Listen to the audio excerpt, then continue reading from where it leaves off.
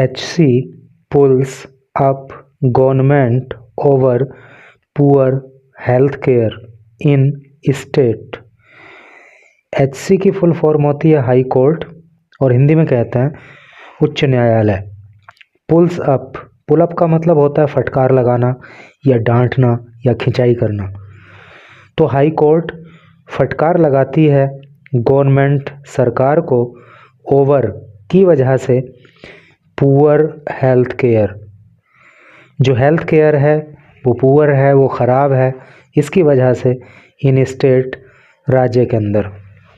Health care का मतलब आप समझ गए ना, जो मेडिकल फैसिलिटीज़ हैं जैसे कि हॉस्पिटल्स हैं या स्वास्थ्य से जुड़ी हुई जो सुविधाएं हैं वो राज्य के अंदर अच्छी नहीं हैं। इसके लिए हाई कोर्ट सरकार को फटकार लगाती है।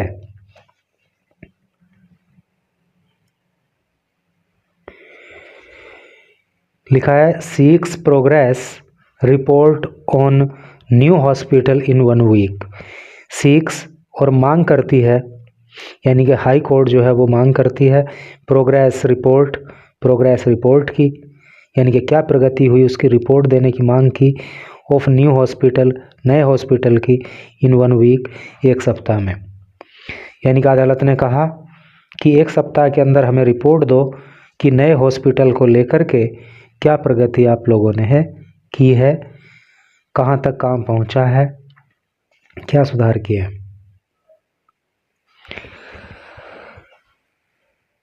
उत्तराखंड हाई कोर्ट,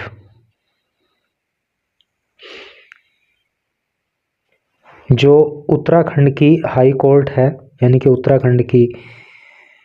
उत्तराखंड का उच्च न्यायालय है, ऑन मंडे, उसने मंडे को डायरेक्टेड, निर्देश दिया स्टेट गवर्नमेंट, राज्य सरकार को to present a progress report, to present, प्रस्तुत करने के लिए, प्रोग्रेस रिपोर्ट को विद इन ए वीक, एक सप्ताह के अंदर अंदर। देखो WEEK, वीक का मतलब सप्ताह होता है, और अगर WEAK हो जाता है तो उच्चारण तो वीक ही रहता है लेकिन अर्थ हो जाता है कमजोर।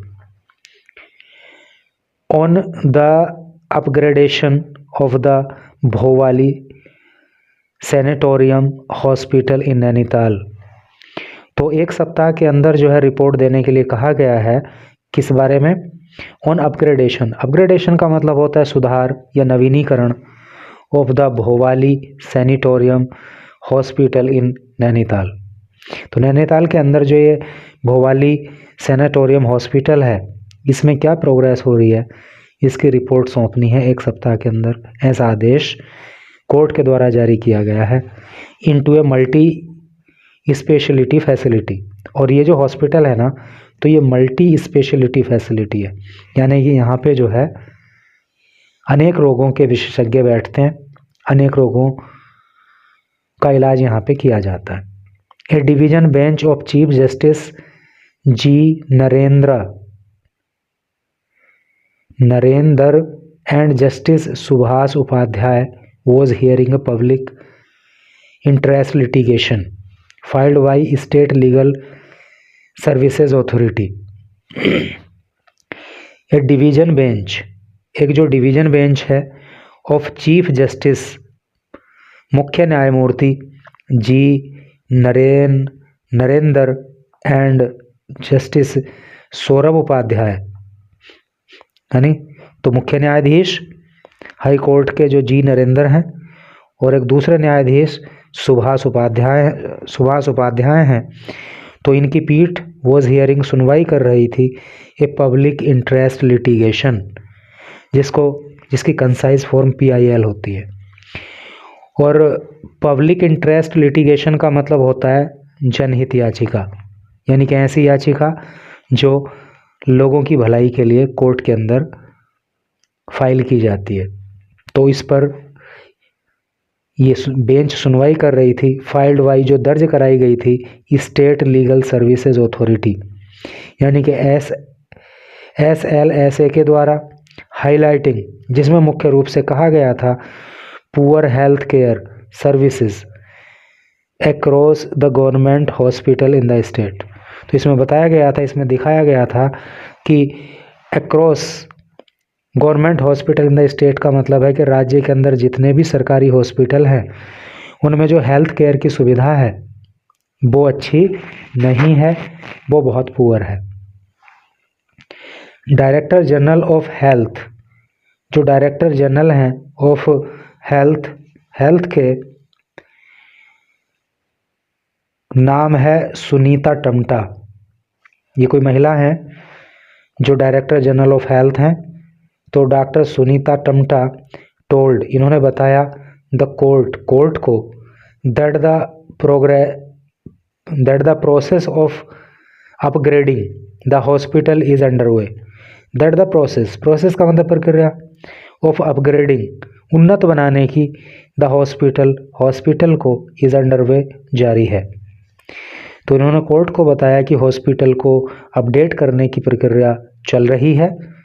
In compliance with previous HC order, in compliance with अनुपालन में, प्रीवियस HC ऑर्डर यानी कि पहले जो हाई कोर्ट ने आदेश जारी किए थे तो उनका अनुपालन करते हुए, यानी वहाँ पे प्रगति, वहाँ पे अपग्रेडेशन का काम चल रहा है हॉस्पिटल के अंदर।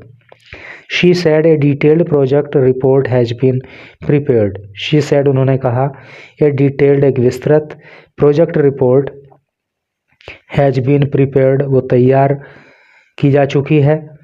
एंड ए प्रपोजल और एक प्रस्ताव of financial assistance. Financial assistant का मतलब होता है आर्थिक सहायता, और आर्थिक सहायता का एक प्रस्ताव ऑफ ₹250 करोड़ 250 करोड़ रुपए की आर्थिक सहायता का प्रस्ताव हैज़ बीन सेंट भेज दिया गया है टू स्टेट गवर्नमेंट राज्य सरकार को। When the bench sought details, when जब द बेंच इस न्यायमूर्ति की बेंच ने सोट मांगा, डिटेल देखो सीक की सेकंड और थर्ड फॉर्म सोट होती है। तो ये जो जजों की बेंच है इसने जब मांगा detail about the capacity of the multi speciality hospital, कि जो मल्टी स्पेशलिटी हॉस्पिटल है इसमें इसकी क्या कैपेसिटी है, क्या क्षमता इसकी है, कितने लोगों का वहाँ पे इलाज हो सकता है। जब इस बारे में डिटेल पूछा गया तो टम्टा ने कहा, the proposal includes A 200 bed facility, कि जो प्रपोजल है, जो प्रस्ताव है, इंक्लूड्स उसमें शामिल है ए 200 बेड फैसिलिटी 200 बेड फैसिलिटी, यानी कि 200 बेड वहाँ पे होने चाहिए। which with ₹160 crore earmarked for construction of the hospital,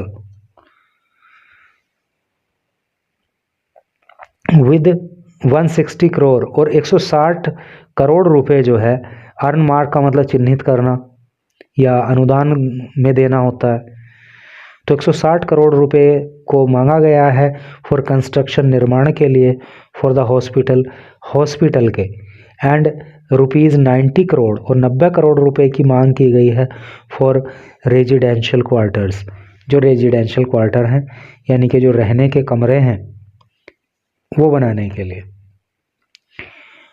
on the expansion of BD Pande hospital, on the expansion का मतलब विस्तार होता है, विस्तार पर ऑफ BD पांडे हॉस्पिटल, तो BD पांडे हॉस्पिटल के विस्तार पर। And Ramsay hospital in Nainital, और नैनीताल के अंदर जो रामसे हॉस्पिटल है उसके विस्तार के मामले में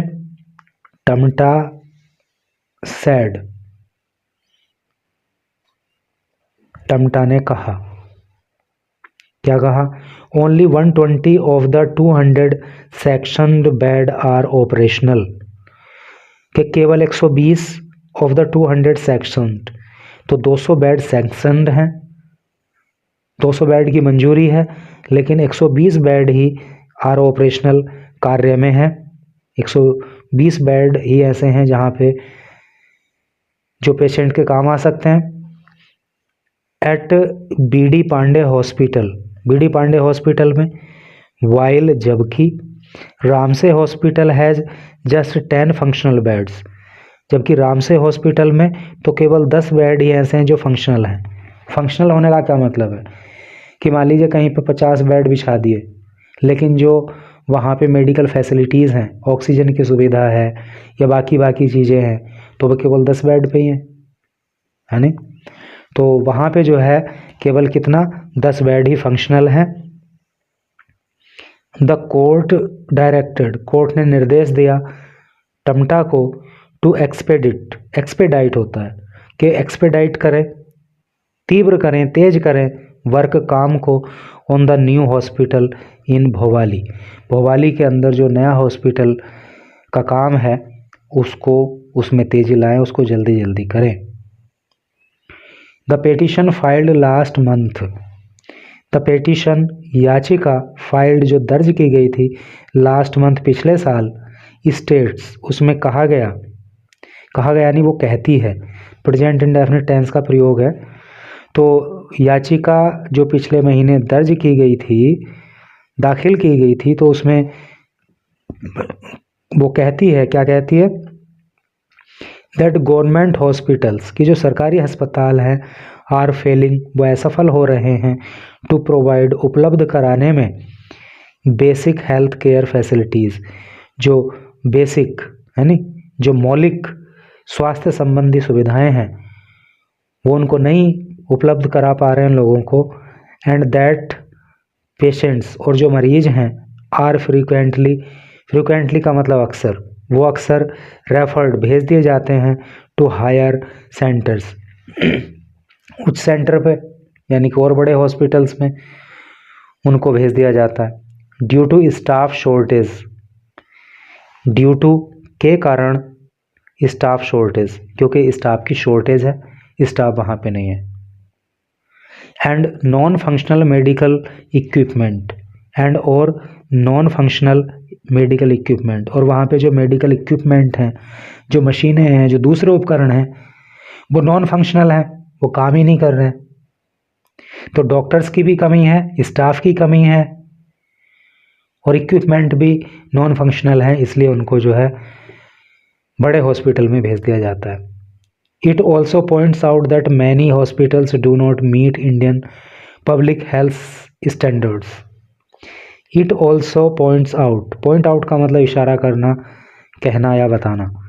तो ये बात इशारा करती है दैट मैनी हॉस्पिटल्स, की अनेक हॉस्पिटल जो है ना, डू नॉट मीट, वो पूरा नहीं करते इंडियन पब्लिक हेल्थ स्टैंडर्ड, जो इंडियन पब्लिक हेल्थ स्टैंडर्ड है, जो मानक तय किए हुए हैं, उन पे वो खरा नहीं उतरते।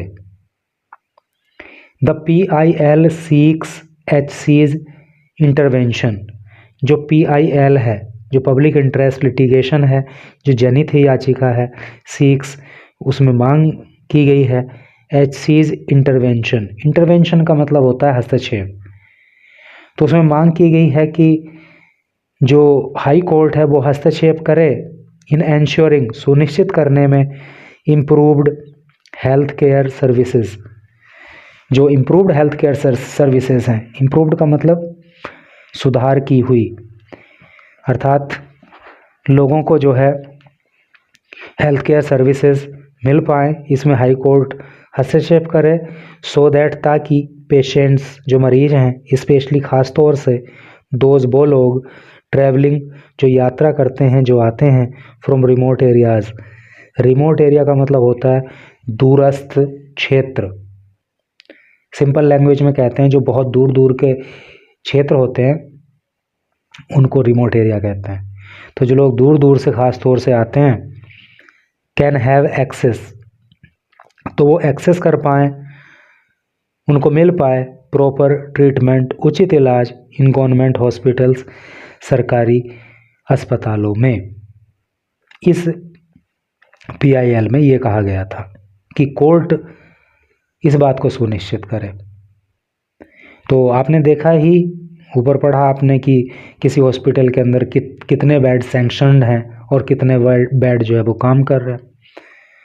तो वाकई हेल्थ केयर में जो है ज़्यादा अच्छी स्थिति नहीं है, और बहुत सुधार करने की ज़रूरत है।